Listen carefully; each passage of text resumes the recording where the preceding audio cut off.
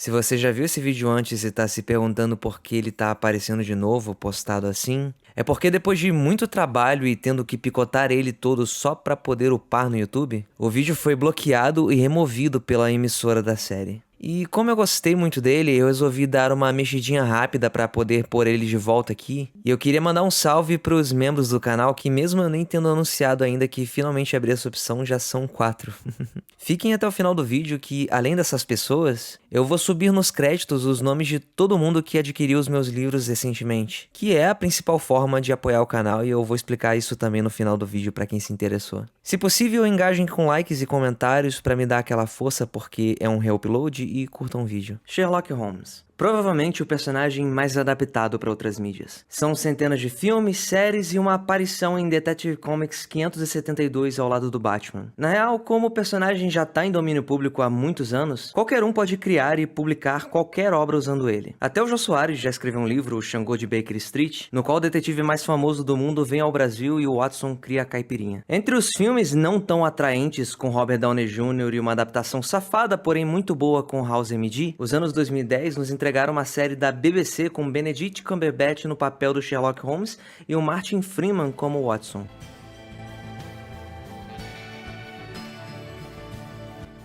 E essa série é um produto bem específico. Tudo bem, talvez específico não seja uma boa palavra para um personagem que tem uma série em que a personagem do Watson é interpretada pela Lucy Liu, ou um clássico dos anos 80 do Steven Spielberg, que além de mostrar um Sherlock Holmes adolescente, jogou efeitos especiais sem precedentes na cara de quem foi ao cinema. Mas o seriado da BBC, além de apresentar um cenário atual nos anos 2010, época em que foi filmado, tem umas qualidades um tanto quanto britânicas, que assim como o Doctor Who, por exemplo, caíram como uma luva para fazer ele mergulhar nas graças do público ao redor do mundo, ainda mais numa época em que o Tumblr reinava. E por que eu tô falando disso? Porque em nenhum episódio isso é mais evidente do que um escândalo na Belgrávia, o número 1 da segunda temporada. Temporadas essas que têm apenas 3 episódios cada uma, porque eles têm tipo 1h30 e são basicamente um filme cada. O piloto é uma adaptação do conto Um Estudo em Escarlate, que aqui se torna Um Estudo em Rosa. Nele nós somos apresentados aos dois protagonistas, que se conhecem porque o Watson tá procurando um lugar para dividir. Rola a famosa cena do Sherlock fazendo 1001 suposições corretas com base numa breve olhada que impressiona o seu futuro parceiro, porque o Sherlock é um babaca vaidoso sem tato social nenhum. Essa é uma das críticas mais sólidas a essa adaptação, a de que na série o protagonista tem esse superpoder que é completamente alheio ao espectador. O que eu quero dizer é que enquanto na escrita do Arthur Conan Doyle, assim como nas melhores peças de literatura de mistério, as pistas estão sempre presentes no texto para os leitores mais astutos poderem pescar junto do próprio personagem a solução da questão. Aqui, ele simplesmente sabe de tudo e esfrega isso na cara de todo mundo. Mas caramba, o jeito que eles filmam esses momentos é irado demais.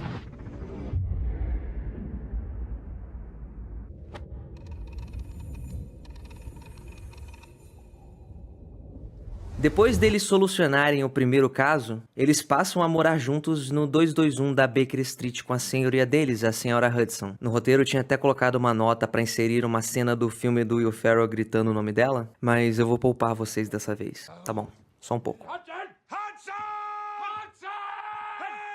Também compõe o elenco recorrente o Lestrade, inspetor da polícia inspirado no personagem de mesmo nome, o irmão dele, o Mycroft, que aqui é um figurão do governo e fica meio que implícito que ele basicamente toma todas as maiores decisões do Reino Unido. Por último, a Molly Hooper, uma legista que é o estereótipo da britânica sem sal e é cronicamente apaixonada pelo Sherlock. Ela me lembra um pouco a situação que aconteceu em Arrow com a Felicity Smoke. Ela era essa personagem engraçadinha que ia fazer uma ponta no episódio, mas os fãs simplesmente ficaram obcecados com ela porque a Canário Negro não tinha um pingo de carisma. E como era uma série da CW, isso afetou a produção a ponto dela virar não somente uma personagem fixa como a oráculo deles, como se tornou o interesse amoroso do Oliver Queen. E como Sherlock não tem um interesse romântico em ninguém, a Molly se tornou uma espécie de queridinha da parte do público que gosta de, quem sabe, aproveitar umas fanfics e que torciam eternamente pra acontecer qualquer coisa ali entre eles. Mas ela servia basicamente pro Sherlock ser um cuzão com ela quando precisava de alguma coisa relacionada ao necrotério. Quem tem de fato um entrosamento, ou se você preferir, uma tensão sexual com um detetive, é a mulher. Mas antes de falar sobre o primeiro episódio da segunda temporada, precisamos falar sobre o capítulo capítulo que antecede ele, o grande jogo. E vamos deixar algo muito claro.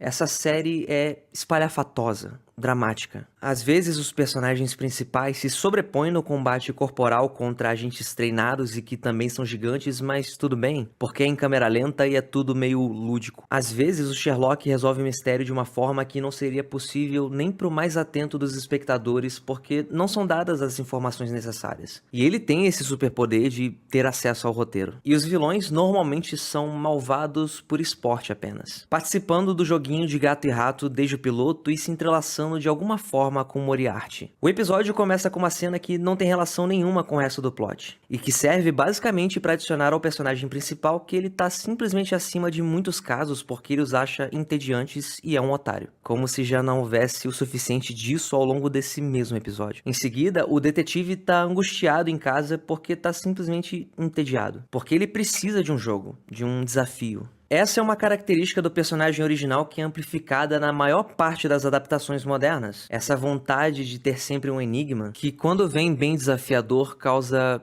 tesão. Em House, por exemplo. Outra característica da fonte original que é expandida em muitas vezes é o vício em substâncias do protagonista. Só que essa coisa do vício em enigmas também é bem relevante, principalmente nas primeiras temporadas. Ele sempre escolhia tratar as pessoas que fossem mais interessantes tematicamente com o episódio e que oferecessem um desafio real, um quebra-cabeças. Por isso Sherlock fica maluco quando recebe um chamado direto. Alguém deixa um envelope com um celular para ele que o leva direto até o porão abandonado no próprio endereço, onde apenas um par de tênis esportivos o aguardava. Nisso, o celular toca e é uma mulher chorando, transmitindo uma mensagem do Moriarty falando que o jogo começou. Ele tem 12 horas para desvendar o que esse par de sneakers tem a ver com algum crime ou ela explode. O Moriarty se comunica dessa forma porque desde o primeiro episódio ele é um nome mencionado. Uma espécie de supermente criminosa que faz consultoria financeira e financia outros criminosos menores. Agora ele tá finalmente falando, entre aspas, diretamente com o Sherlock. E ele flerta de forma pomposa e dramática, o que é apropriado porque finalmente o detetive tá de farol aceso com essa situação, ignorando completamente que tem uma pessoa correndo risco de vida no meio dessa brincadeira toda. Ele vai analisar o tênis no laboratório onde a Molly trabalha e mais uma vez é um otário que ninguém consegue evitar de se sentir atraído de alguma forma. Porque o namoradinho dela passa lá e ele avisa de maneira nem um pouco sensível que ele é gay. Isso porque além dos produtos exacerbados para cabelo e da roupa que ele estava usando, ele deixou o número de telefone pro Sherlock achar. Assim como o Sheldon precisa ser avisado de que tá sendo inconveniente pelo Leonard, o Watson precisa avisar o tempo todo pro amigo que ele tá sendo um otário do cacete. O Sherlock usa os poderes dele para perceber que esses tênis pertenciam a um garoto que morreu afogado enquanto participava de uma competição de natação anos atrás. Que teria sido inclusive o primeiro caso não oficial dele quando era mais novo, mas ninguém escutou ele quando disse que o adolescente tinha sido assassinado. O jogo vai se intensificando com mais crimes diferentes e mais vítimas grudadas em bombas. Até que uma velhinha cega começa a descrever a voz do Moriarty pelo telefone e...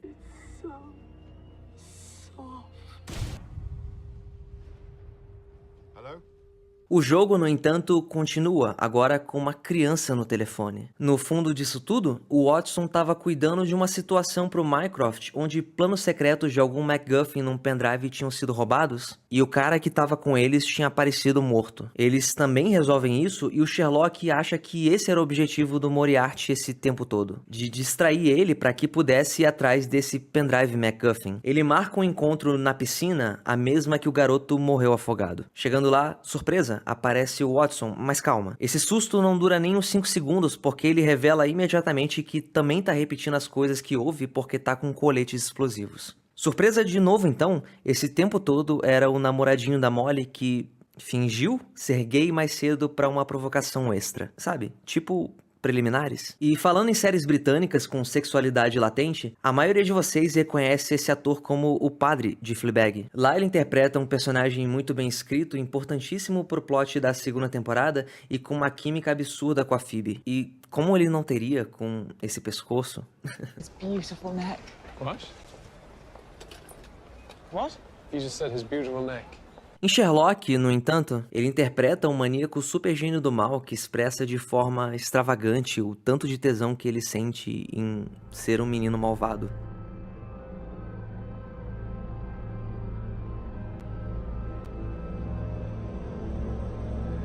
E curiosidade, no terceiro episódio da segunda temporada, ele quer chamar a atenção do Sherlock e da mídia, então ele faz isso da única forma possível. Invade o Museu Imperial Britânico na maior tranquilidade do mundo, quebra o vidro à prova de balas usando um diamante e um chiclete e espera a polícia trajando o cajado real e a coroa. Porque ele é uma rainha, sacou? Aliás, tem isso daqui também. In a world of locked rooms, the man with the key is king.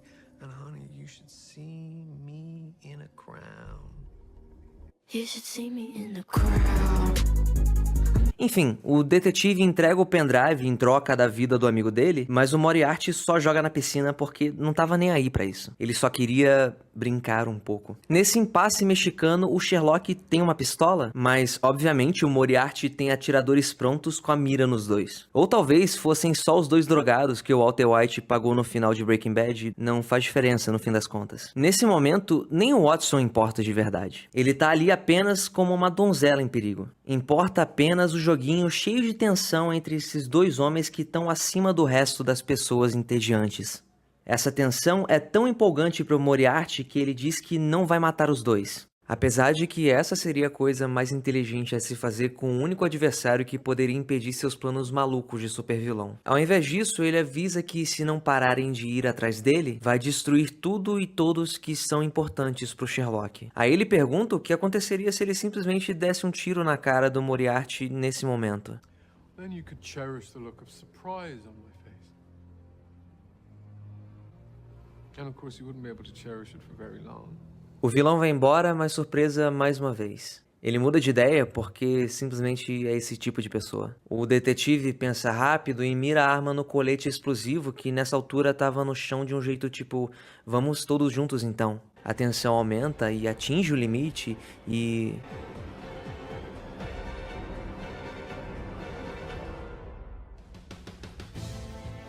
O episódio acaba. E tenha em vista você que essa série demorava 2 anos pra soltar uma temporada nova. Pra minha sorte, em 2015, que foi quando eu comecei a assistir, as 3 primeiras temporadas já haviam sido lançadas e estavam na Netflix. Hoje em dia, elas estão no Prime Video da Amazon. E se por acaso você não assina esse que custa só R$15, use o meu link para assinar e dar uma força pro canal, bit.ly/PrimePatters, que também vai estar na descrição. E já que estamos aqui, por que você não deixa um like e se inscreve também? E se quiser deixar um comentário também, eu não vou reclamar. E bom, de volta pro vídeo, nós finalmente chegamos ao tema principal, um escândalo na Belgrávia. Essa é uma adaptação bem livre da terceira história que o Arthur Conan Doyle escreveu com o personagem detetive, um escândalo na Boêmia. E segundo a Wikipédia, o autor colocou essa como a sua 5ª história preferida do detetive.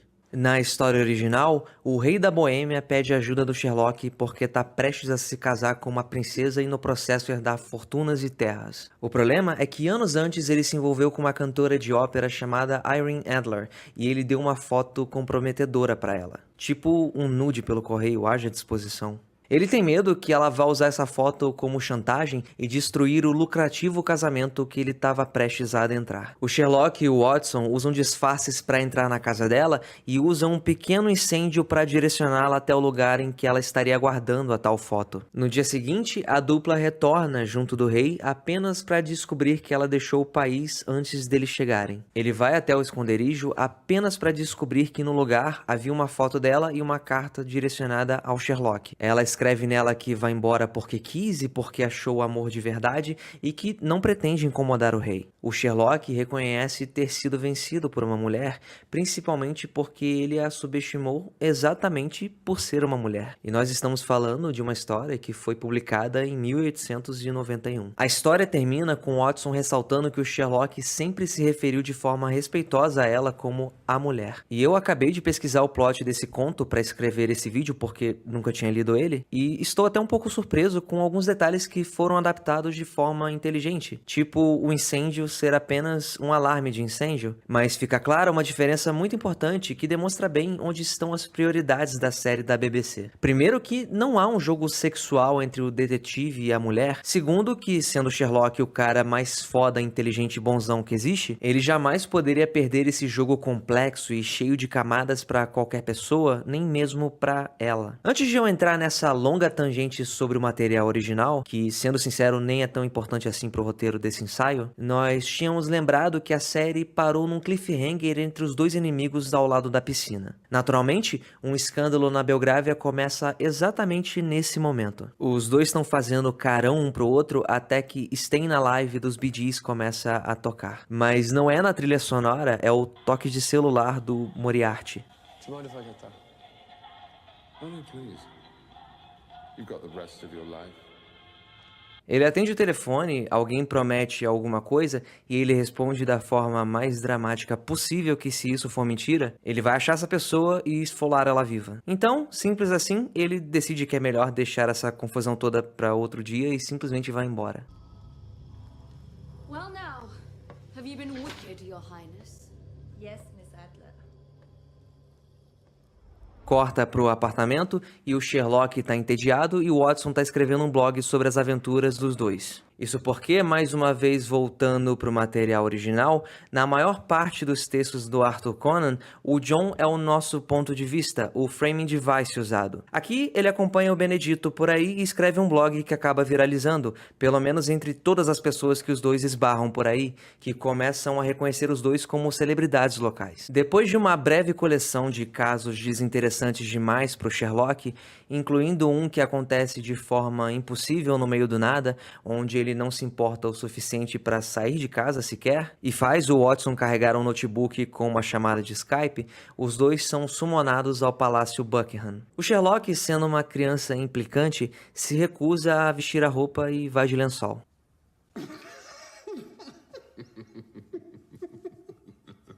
Depois de muita insistência do Mycroft, que obviamente está lá no Palácio Real, o Sherlock relutantemente se veste e faz mais uma série de deduções que são ilustradas por uma edição cheia de textos na tela. Ao descobrir que a mulher não quer dinheiro, que ela só quis que eles soubessem que ela estava em posse de fotos comprometedoras, isso já é o suficiente para ele aceitar o caso apenas pelo desafio. Tipo quem flerta só por esporte. Assim como nós acabamos de descobrir juntos, a próxima parte é uma adaptação semi-fiel da história original. O Sherlock arruma um disfarce botando o colarinho de padre e pede pro Watson socar ele para deixar um olho roxo ou coisa do tipo. Pera aí, padre, soco...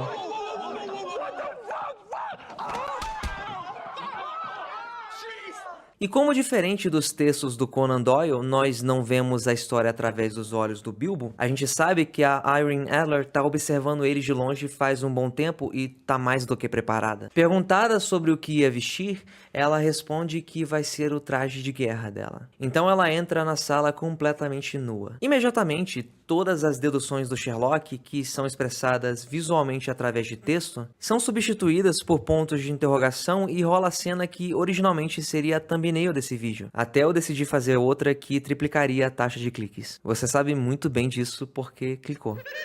Eles começam essa troca de espertezas que começa o jogo dos dois. Usando o mesmo artifício de roteiro de um escândalo na Boêmia, ele a faz entregar a localização com um olhar por causa do alarme de incêndio. Aí do nada chegam uns americanos do serviço secreto ou alguma coisa assim querendo outra coisa que ela também estava em posse. E lembra quando eu falei que de repente o Benedito vira um super-herói porque ele tem o poder da câmera lenta, porque ele é tão inteligente que, sei lá, as coisas passam mais devagar pra ele? Aqui isso se estende até pra mulher. Juntos eles derrotam todos esses caras super treinados, mas enfim. Agora o Sherlock está em posse do celular, que no inglês britânico é referido como camera phone por todos. Ela quer de volta a todo custo esse celular porque a vida toda dela está garantida pelas coisas que estão ali dentro. Ela usa como proteção, não como uma forma de extorsão. Pelo menos por enquanto. A dominatrix leva o detetive para um quarto e o droga. Parecido com o que a Regina George faz com Robert Downey Jr. no péssimo filme que saiu alguns anos antes. A coisa é que, para fazer ele largar o camera phone, ela bate nele com um chicote, afinal esse é o trabalho dela, ela é uma dominadora de luxo. O engraçado é que o enquadramento e o diálogo dela me fazem lembrar Cavaleiro das Trevas do Frank Miller, que, convenhamos, tem uma dose de tesão de um Batman fascista subjugando na inteligência e na força bruta o Superman. E para isso ele também usa a Kryptonita como arma, assim como a mulher. This is how I want you to remember me. The woman who beat you. In all the years to come, in your most private moments, I want you to remember the one man who beat you. Depois de uma sequência do Sherlock drogado visualizando ele e a mulher explicando pra nós um caso meio imbecil de mais cedo envolvendo um bumerangue, temos uma cena borrada dela retornando pra devolver o casaco dele, que estava sendo usado pra cobrir o belíssimo corpo despido dela. Junto tá o celular dele, que vem com um ringtone novo pra mensagens de texto.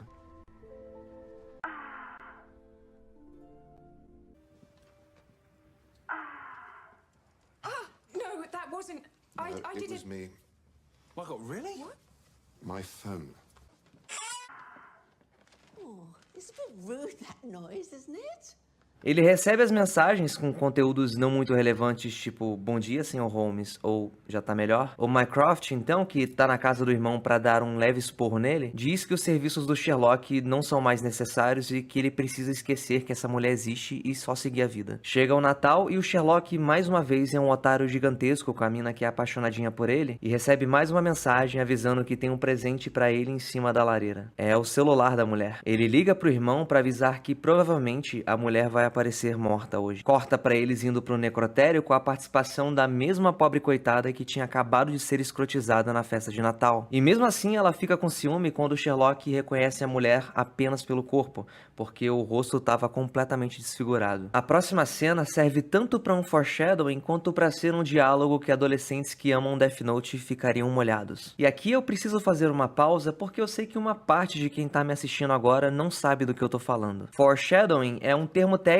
de escrita que significa que o escritor, ou o roteirista nesse caso, tá pronunciando algo que vai ser importante pro clímax da história. Por exemplo, em Jurassic Park, todos os dinossauros da ilha são fêmeas, tornando assim impossível deles procriarem. Na fala mais icônica do filme, o maravilhoso Jeff Goldblum avisa que a vida sempre acha um jeito. Quando eles vão pousar de helicóptero no começo, o protagonista, que eu não lembro o nome, tem duas fêmeas no cinto de segurança por algum erro. Ele simplesmente amarra as duas junto, então. A vida dá um jeito. E o resto do filme você já conhece. E voltando, o foreshadowing / diálogo Ed para adolescentes é sobre os dois fumando um cigarro no necrotério enquanto observam de longe uma família chorando a morte de alguém querido, obviamente. Look at them. They all care so much. Caring is not an advantage. Corta pro Mycroft ligando pro Watson avisando que o detetive provavelmente ia precisar de algum adulto responsável ficando de olho nele pra ele não fazer nenhuma besteira. E ele tá com uma das namoradas que importam tão pouco que são motivos de piada da parte do Sherlock, com ele nunca lembrando o nome de qual delas o amigo tá atualmente namorando. E eu só tô falando dessa personagem porque ela distintivamente diz as exatas palavras. Sherlock Holmes is a very lucky man. Don't make me compete with Sherlock Holmes. O Sherlock passa pela versão dele de luto e ainda tá pensando fixamente no telefone e na senha. Quando ele se dá conta de que o blog do Watson tá com o mesmo número de visitas travado em 1895, ele acha que é alguma mensagem de alguma forma. Aí ele testa e vê que tá errado e restam apenas 3 tentativas. E isso é relevante tanto pela quantidade de chances restantes, quanto pelo design da tela de bloqueio com I am, 4 dígitos e locked, ou seja, eu estou trancado. O Watson é summonado por um carro preto e vai achando que é o Mycroft, como sempre, mas chega no lugar abandonado e dá de cara com a mulher em carne e osso. Ela conseguiu forjar a própria morte porque seduziu os caras certos ou algo do tipo. Ele insiste que ela tem que falar a verdade pro Sherlock e pergunta o que ela tá sempre mandando como mensagem pra ele. Ela diz que ele nunca responde as mensagens dela e que são todas apenas flerte. Ele questiona isso e ela pergunta se ele tá com ciúmes. We're not a couple. Yes, you are. Ela envia a mensagem revelando que tá viva pro detetive e eles trocam um diálogo muito importante pra esse vídeo. For the record, if anyone out there still cares, I'm not actually gay. Well, I am. Isso é muito curioso porque algo tá mais que implícito aqui. O Sherlock tá acima da sexualidade dos dois. E nesse mesmo episódio é deixado de forma não tão sutil que ele é virgem. Sex doesn't alarm me. How would you know? Do you know what he calls you? The Iceman. And the Virgin.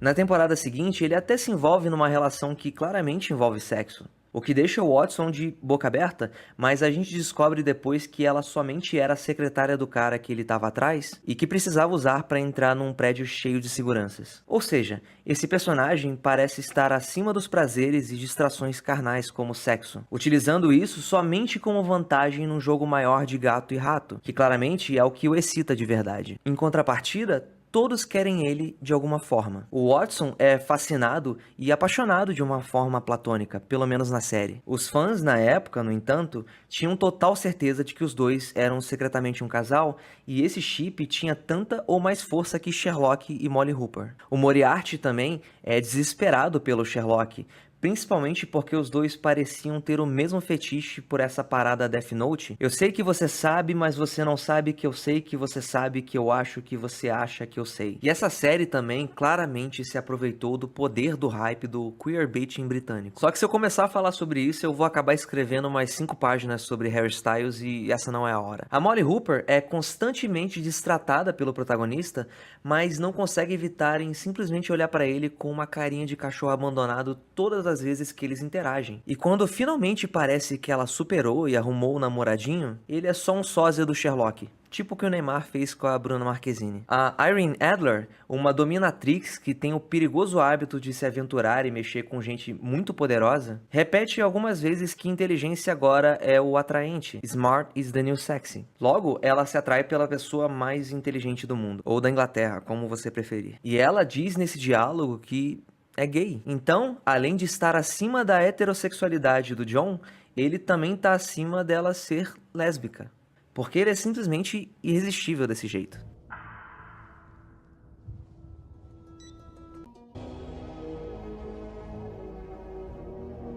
Ele chega em casa e percebe que tem alguma coisa estranha rolando. Sinais de que a senhora Hudson foi arrastada escada acima e se prepara para entrar da forma mais dramática na sala. Para resumir essa parte, são os americanos que estão atrás do celular. O Sherlock ativa os poderes de Action Man dele mais uma vez e, além de descer a porrada no cara que tinha machucado a senhora Hudson, joga ele pela janela.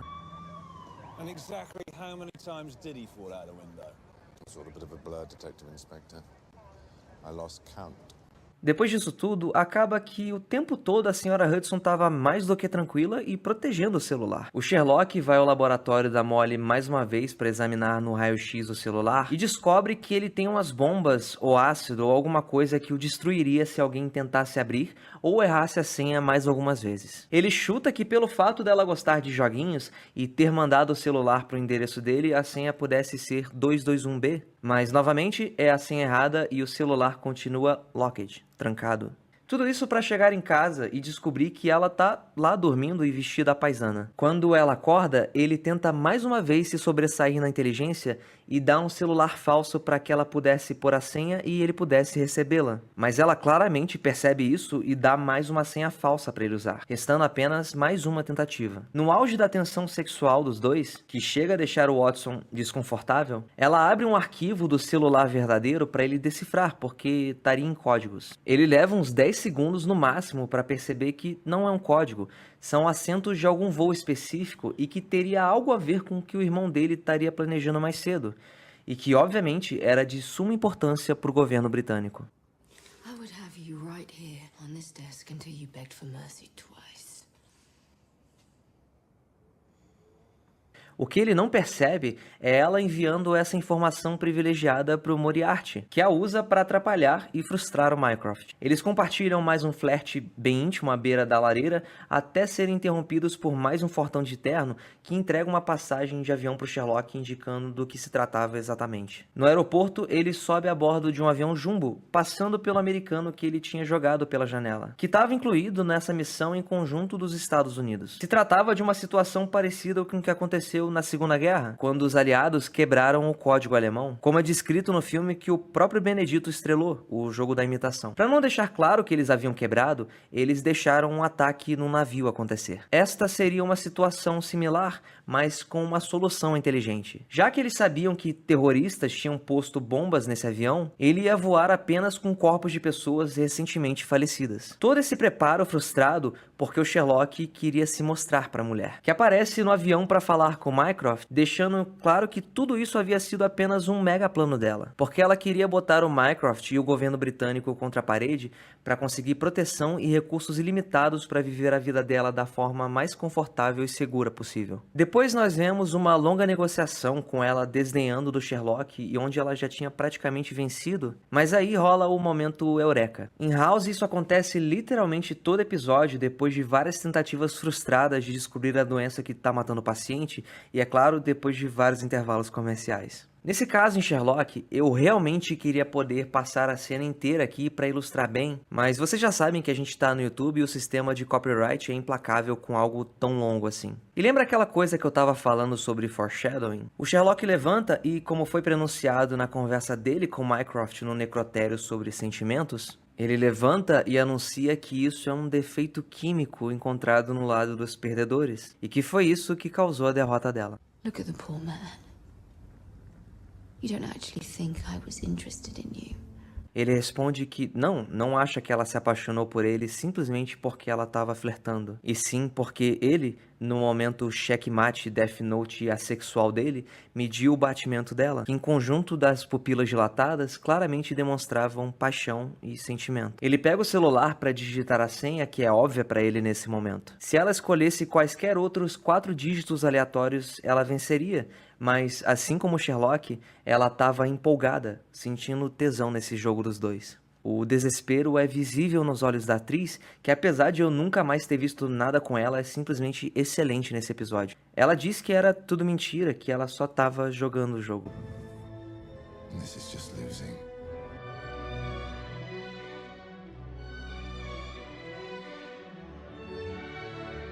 Até que eu acho que eu consegui usar a parte que mais importava aqui. A revelação clímax de que esse tempo todo a senha era o nome dele numa brincadeira em inglês que mistura a palavra trancado, ou locked, com a expressão I am Sherlocked, que até hoje eu vejo em muitas canecas e camisetas por aí. E esse é o tipo de coisa que eu espero que a maioria das pessoas assistindo esse vídeo já tenham visto uma primeira vez antes, preferencialmente quando era mais jovem e menos crítico, porque eu lembro de que a minha primeira impressão foi muito positiva para ela. Apesar de que depois de ver o episódio umas 5 vezes ao longo dos anos, e mais uma para analisar extensivamente o display de tensão sexual, pode ter ficado um pouco bobo. Depois de ser derrotada, ela admite que não vai durar 6 meses sem proteção e fala que está disposta a implorar, porque o Sherlock simplesmente diz alguma coisa para demonstrar o quão frio e legal ele é antes de ir embora. Ocorre uma passagem de tempo novamente e nós acompanhamos uma conversa numa tarde chuvosa entre o Mycroft e o Watson, onde o irmão do detetive diz que ela foi morta e dessa vez era verdade. Seria preciso o nível de minúcia do Sherlock para enganar ele. O Watson recebe a pasta com os dados do caso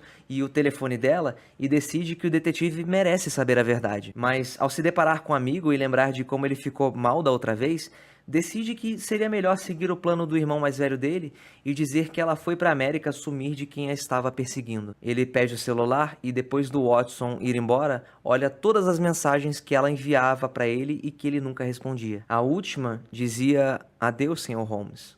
Rola um fade-out para mostrar exatamente de onde ela estava mandando essa mensagem, à beira de ser executada por um grupo extremista. Ela fecha os olhos, a tela dá um fade-out e...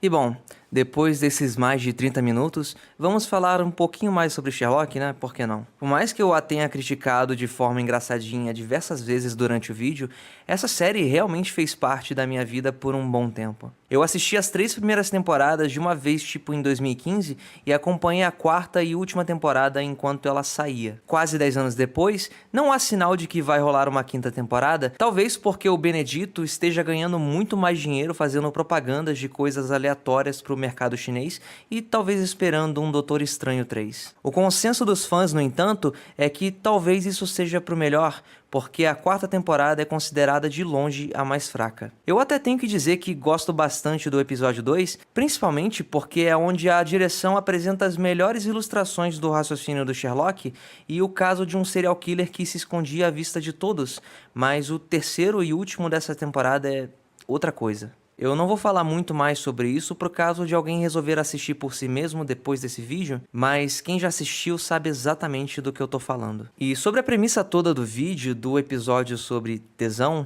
eu diria que esse é o tipo de coisa ame ou odeie, sabe? Nesse meio tempo que eu tava escrevendo esse roteiro, eu assisti alguns vídeos ensaios sobre a mulher e quase todos levantam essa coisa do sentido da história original, de ser uma lição de humildade que se perde completamente. O que é totalmente justo porque a série estava muito mais preocupada em impor essa imagem de fodão assexual superior a todos os meros mortais do Sherlock, o que de fato fica cansativo depois de um tempo. Mas dentre todas essas reclamações sensatas, eu ainda não consigo evitar de achar essa 1h30 mais agradável de assistir do que praticamente qualquer outra coisa que fizeram com o personagem nos últimos 20 anos. Isso porque o médico tecnicamente é outro personagem, claro. Favor deixar nos comentários se vocês veriam um vídeo de mais de 1 hora sobre House, aliás. A escolha de transformar a cantora de ópera, que nem mesmo tinha intenções de causar nada, numa dominatrix que quer distribuir o caos por aí e deixar o protagonista e o país inteiro de quatro, não é a coisa de mau gosto que tinha o potencial de ser. E nessas mesmas semanas que eu levei para escrever, gravar e editar esse vídeo aqui, eu acabei me deparando com um vídeo de 2 horas do H-Bomber Guy,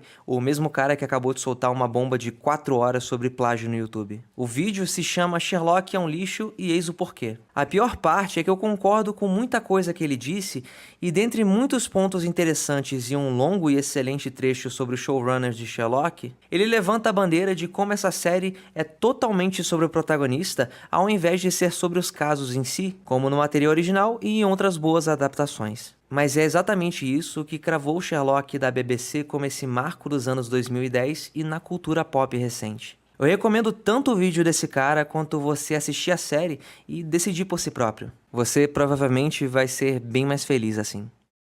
Oi, tudo bem? Eu resolvi gravar essa última parte desse jeito por alguns motivos.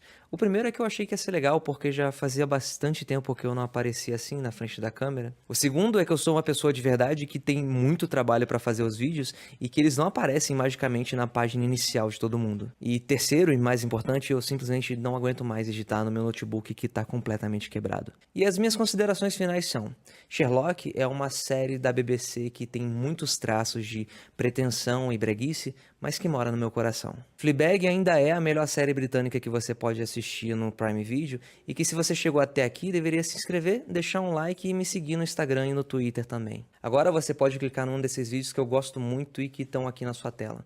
Tem até um sobre Fleabag que é muito bom. É isso, muito obrigado por ter assistido até aqui e até o próximo vídeo. Tchau.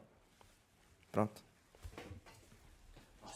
E aí, gente, essa é a galera que apoiou demais o canal comprando meus livros e virando membro recentemente. O Seja Membro está oficialmente inaugurado e já tem 2 tiers. Uma delas vai ter acesso a vídeos exclusivos e eu pretendo fazer pelo menos um por mês. E nada de cenas deletadas, somente conteúdo original. Já tenho lá e em breve eu devo fazer um sobre Nana. E se você quiser apoiar meu trabalho nesse momento e aparecer também nos créditos e, sei lá, ler meus livros, é só mandar uma DM ou um e-mail para as minhas redes sociais que estão na tela e na descrição. E valeu, é isso. Agora eu vou voltar pro vídeo sobre Alan Wake. Tchau.